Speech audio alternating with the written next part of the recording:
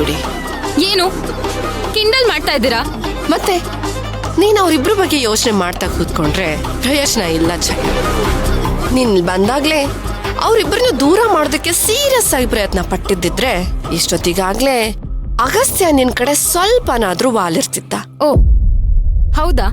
ಆ ಭಕ್ತಿ ನಿಮ್ ಕಣ್ಮುಂದನೆ ಇಷ್ಟೊಂದು ಮರಿತಿದ್ದಾಳಲ್ಲ, ನೀವ್ಯಾಕೆ ಸುಮ್ನಿದ್ದೀರಾ?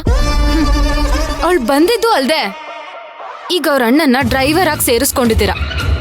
ಯಾಕೆ? ಭಕ್ತಿಗಿನ್ನೂ ನಿಮ್ಮನ್ನ ಎದುರಿಸೋ ಶಕ್ತಿ ಬರ್ಲಿ ಅಂತ ಹೀಗ್ ಮಾಡಿದ್ರ? ನಾನೇನೇ ಮಾಡಿದ್ರು ಅದು ಸರಿಯಾಗಿರುತ್ತೆ ಅನ್ನೋದು ನಿನಗ್ ಗೊತ್ತಿರ್ಲಿ. ನಿಮ್ ಉದ್ದೇಶ ಏನೇ ಆಗಿರ್ಲಿ, ಆದ್ರೆ ಅಗಸ್ತ್ಯ ಮತ್ತೆ ಭಕ್ತಿ ಬೇರೆ ಆಗ್ಬೇಕು ಅನ್ನೋ ಉದ್ದೇಶನ ನೀವು ಮರ್ತಿದ್ದೀರಾ ಅನ್ಸುತ್ತೆ. ಫಸ್ಟ್ ಅದ್ರ ಕಡೆ ಗಮನ ಕೊಡಿ. ಛಾಯಾ, ಮಾತು ಮಿತಿ ಮೀರ್ತಾ ಇದೆ. ನಾನು ಮನಸ್ಸು ಮಾಡಿದ್ರೆ ಏನ್ ಬೇಕಾದ್ರೂ ಮಾಡ್ತೀರಾ.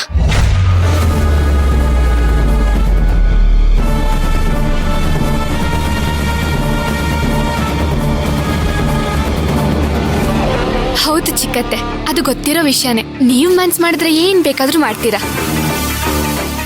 ಅದು ಗೊತ್ತಿದ್ರು ಕೂಡ ಕೆಲವರು ನನ್ನ ವಿರುದ್ಧವಾಗೇ ನಡ್ಕೊಳ್ತಾರೆ. ಯಾಕೆ ಭಕ್ತಿ? ನಿನ್ನಿಂದಾನೆ ಈ ಮನೇಲಿ ಇಷ್ಟೊಂದು ಸಮಸ್ಯೆ ಆಗ್ತಿರೋದು.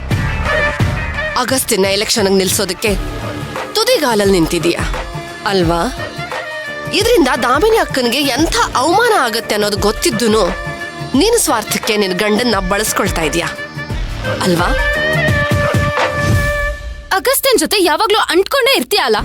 ಅವ್ನ್ ಫ್ಯೂಚರ್ ಬಗ್ಗೆ ಸ್ವಲ್ಪನಾದ್ರೂ ಯೋಚನೆ ಮಾಡಿದೀಯಾ?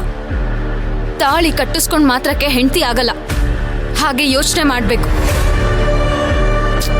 ಪಾಪ ನಿಮ್ಮತ್ತೆ ನಿನ್ನ ಎಷ್ಟು ನಂಬಿದ್ರು, ಅವ್ರ ಮುಖ ನೋಡಾದ್ರೂ ನಿನಗ್ ಪಾಪ ಅನ್ನಿಸ್ಲಿಲ್ವಾ? ಇಷ್ಟಕ್ಕೂ ನಿನ್ ಗಂಡನೇ ಯಾಕೆ ಎಲೆಕ್ಷನ್ಗೆ ನಿಂತ್ಕೋಬೇಕು?